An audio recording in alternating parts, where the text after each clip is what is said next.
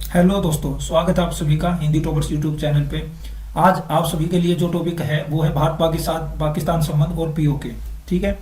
तो जब ये तमाम डिस्कशन आपके सामने प्रेजेंट हो जाएगा तो आपके लिए एक मेंस का जो क्वेश्चन रहेगा वो ये रहेगा कि भारत पाकिस्तान संबंधों के परिदृश्य में पाकिस्तान अधिकृत कश्मीर की स्थिति पर चर्चा कीजिए। ये आपको 250 शब्दों में इसका आंसर देना है। तो चलिए स्टार्ट करते हैं आज के टॉपिक को। देखिए, ये टॉपिक लाने का उद्देश्य क्या, मुद्दा क्या है। अभी हाल ही में सोशल मीडिया पर एक वीडियो वायरल हुई जिसमें एक व्यक्ति जो कि मुजफ्फराबाद, जो आज़ाद कश्मीर की राजधानी है, उसका निवासी है और उसको वहाँ के एडमिनिस्ट्रेशन ने घर से बाहर निकाल दिया।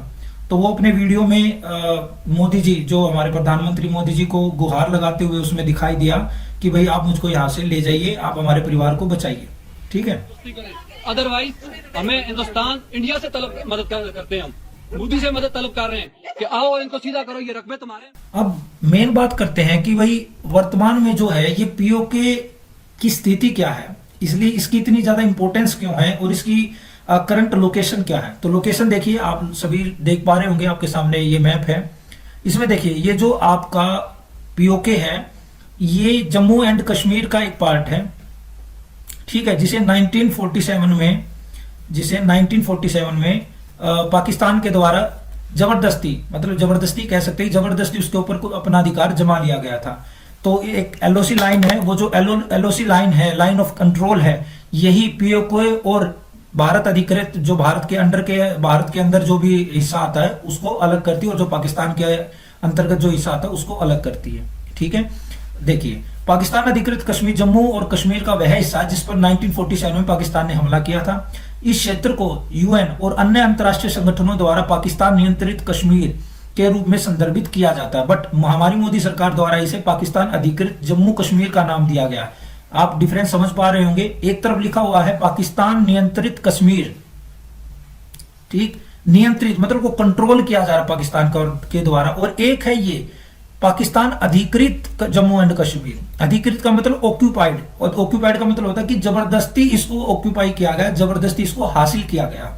ठीक है। तो पीओके जो है वो मेनली दो हिस्सों में बटा हुआ है। आप इस यहां पर देखिएगा, मैप में आपको दिख जाएगा।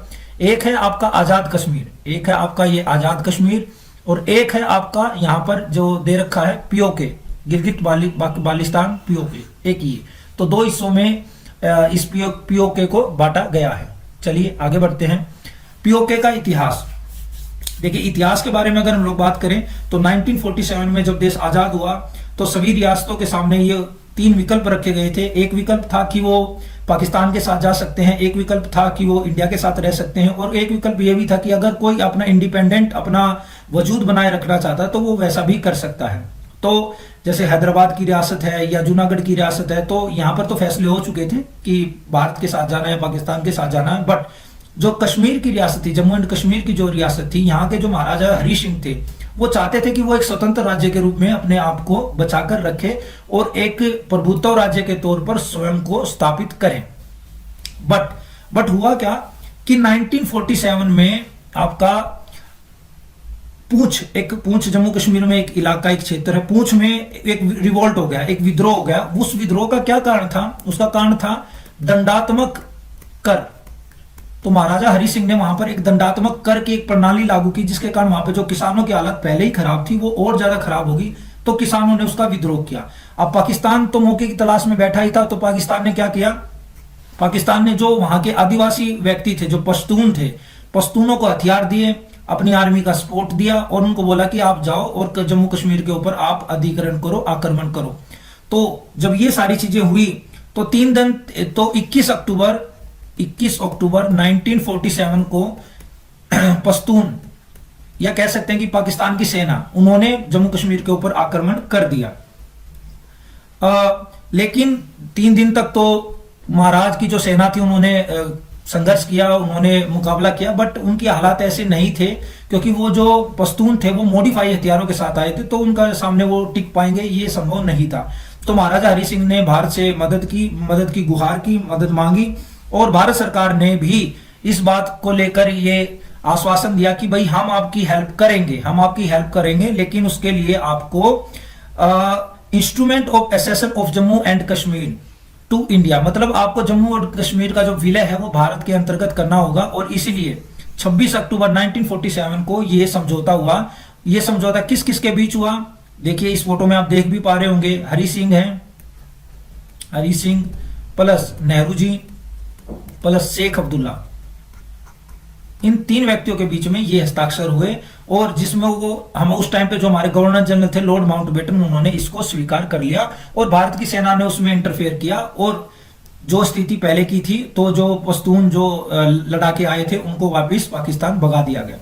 लेकिन इसमें दिक्कत की बात क्या हुई कि यूएन का इसमें इंटरवेंशन हो गया, यूनाइटेड नेशन का। यूनाइटेड नेशन का जब इंटरवेंशन हो गया तो यूएन ने कहा कि भाई जो भी स्थिति आपकी यथास्थिति है ना उसको बनाए रखिए, जो जिसने जितना जीत लिया है, कहने का मतलब ये है कि वो उतना ही रहेगा, उसको ना तो आप आगे बढ़िए ना ही पीछे हटिए। इसका कारण भारत को काफी नुकसान भी हुआ कि भारत का काफी जमीन का हिस्सा जो था वो पाकिस्तान ने अब उसके ऊपर कब्जा कर लिया था। तो वो जो इलाका आया निकल के, उसको हमने आज नाम दे रखा है, इंटरनेशनल जो कम्युनिटी है, इंटरनेशनल जो संस्थाएं हैं, उन्होंने इसका नाम दे दिया पीओके। ठीक है, तो पीओके। अब सवाल ये उठता है कि पीओके इतना महत्वपूर्ण क्यों है?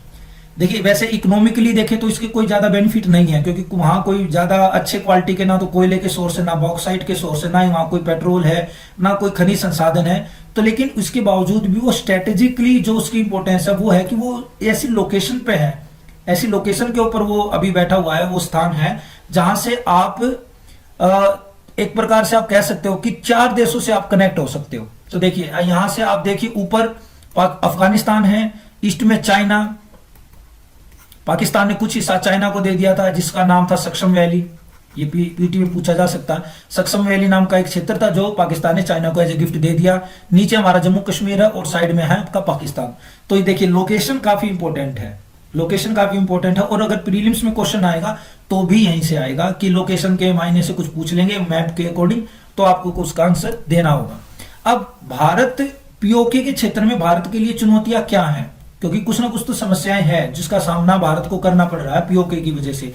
एक तो सबसे पहली बड़ी बात यह है कि यहां पर जो आतंकवादी घुसपैठ है वो ज्यादा है, क्योंकि पाकिस्तान ने उसको एक ऐसे क्षेत्र के तौर पर कन्वर्ट कर दिया जिसका यूज वो एक बफर स्टेट के तौर पर करता है, और पाकिस्तान अपने आतंकवादियों को वहां पर प्रशिक्षण दिलाता है, वहां पर कैंप लगते हैं, और उन कैंप के बाद से जो आतंकवादी वहां से जनरेट होते हैं वो भारत में आकर कुछ ना कुछ आतंकवादी घटनाएं करते हैं।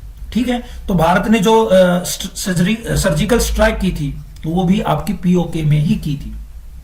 ठीक, दूसरा, पाकिस्तान ने समय के साथ पीओके की जो जनसांख्यिकी है उसको बदल दिया। मतलब इसका मतलब ये है कि पहले यहां पर जो लोग रहते थे वो मेनली आपके हिंदू रिलीजन को मानते थे, हिंदू रिलीजन और सिख रिलीजन, हिंदू और सिख रिलीजन को वो लोग फॉलो करते थे।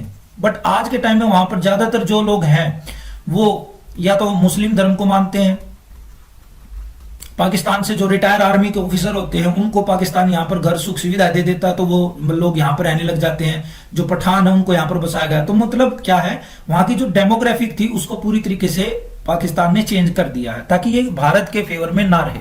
अब तो मेन बात, अब सवाल ये उठता है कि क्या पीओके को क्या भारत को में पूरी तरीके से विलय कर लेना चाहिए, पहला सवाल। दूसरा सवाल, या कोई अल्टरनेट ऑप्शन भी हो सकता है, या फिर कोई अल्टरनेट ऑप्शन भी हो सकता है। तो देखिए मेन बात यह है कि भारत तो कभी भी पीओके को भारत से अलग हिस्सा नहीं मानता है। भारत उसको कहता है कि ये हमारा ही हिस्सा है। हमारे जयशंकर जो विदेश मंत्री, उन्होंने ना जाने कितनी बार ये कमेंट किया, कितनी बार ये उन्होंने वक्तव्य दिया है कि पीओके कोई अलग हिस्सा नहीं है, ये भारत का एक अभिन्न हिस्सा है और भारत जब चाहेगा इसको ले भी सकता है। ठीक है, तो देखिए लिखा हुआ है कि भारत का दावा है कि 1947 में ही भारत के संघ में जम्मू कश्मीर के कानूनी, पूर्ण और अपरिवर्तनीय परिग्रहण के आधार पर गिलगित बाल्टिस्तान सहित संपूर्ण जम्मू और कश्मीर और लद्दाख भारत का एक अभिन्न हिस्सा है। ठीक है, तो बात तो यहीं खत्म हो जाती है। भारत के लिए पीओके कोई मैटर है ही नहीं। इसलिए यदि भारत व पाकिस्तान को संबंधों में सुधार लाना है तो सबसे पहली शर्त हमारी यही है कि पाकिस्तान को अपना जो ये टेररिज्म को जो सपोर्ट करता है ना, उसका जो पैसे देता है, वहां के जो बच्चे हैं उनको आतंकवादी बनाने के लिए जो फंड जनरेट करता है, तो इन सारी घटनाओं पर उसको रोक लगानी होगी, तभी किसी प्रकार की वार्तालाप आरंभ हो पाएगी। तो भारत का ये बिल्कुल स्ट्रेट फॉरवर्ड, भारत के जो सरकार है उनका ये बिल्कुल स्ट्रेट फॉरवर्ड कमेंट है कि भाई आपको अगर हमसे बातचीत करनी है तो पहले आपको अपना जो ये विराम लगाना होगा आतंकवादी घटनाओं पर। ठीक है, तो देखिए आज के डिस्कशन में इतना ही है। आपके लिए जो प्रीलिम्स का जो क्वेश्चन है वो आपके सामने है कि पीओके से संबंधित निम्नलिखित कथनों पर विचार कीजिए। पहला कथन, आजाद कश्मीर जम्मू कश्मीर के पूर्वी भाग से जुड़ा हुआ है। सेकंड, पश्तो, उर्दू, कश्मीरी तथा पंजाबी जैसी भाषाएं यहाँ प्रमुखता से बोली जाती है। तो ट्रू बताना आपको। तो देखिए पहली जो स्टेटमेंट है आपकी वो रॉन्ग है। क्यों रॉन्ग है? क्योंकि ये पूर्वी भाग से नहीं जुड़ा हुआ है, ये पश्चिमी भाग से जुड़ा हुआ है, पश्चिमी भाग से जुड़ा हुआ है। दिखा देता हूं मैं आपको, मैप की सहायता से हम इसको देख लेंगे। ये देखिए, ये जो ग्रीन एरिया है, ये वाला, ये जो ग्रीन एरिया है ना, ये है आपका आजाद कश्मीर, ये है आपका आजाद कश्मीर। ठीक, तो खुद ही देख लीजिए, जम्मू कश्मीर के वेस्ट पार्ट से जुड़ा हुआ, ना कि ईस्टर्न पार्ट से। ठीक है, तो इसका आंसर क्या हो जाएगा? केवल ऑप्शन जो आपका 2 है वो आपका राइट आंसर है। तो आज के सेशन में इतना ही है, बाकी मिलते हैं आप लोगों से कल एक नए टॉपिक के साथ। तब तक अपना ध्यान रखिएगा। धन्यवाद।